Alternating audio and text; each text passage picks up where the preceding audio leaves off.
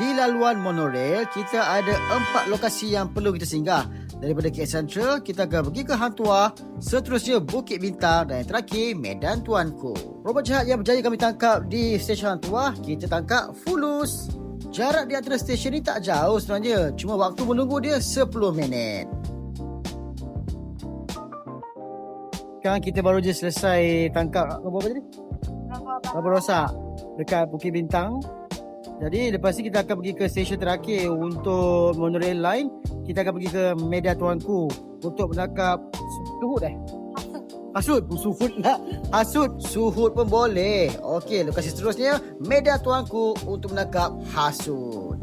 Jadi kita kat Medan Tuanku. Sekarang kita akan pergi ke LRT laluan Ampang. Dia ada jejantas warna-warni ni. Jadi kita hanya perlu jalan terus saja menggunakan jejantas yang telah disediakan ni. Dia akan terus sambung ke LRT tersebut.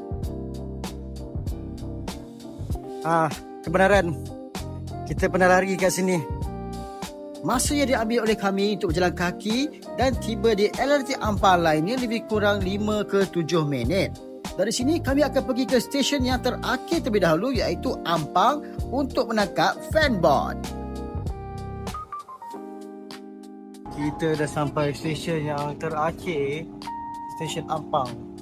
Untuk sampai ke stesen Ampang, kita dah melepasi stesen Chan Sao Lin dan juga Pandan Indah.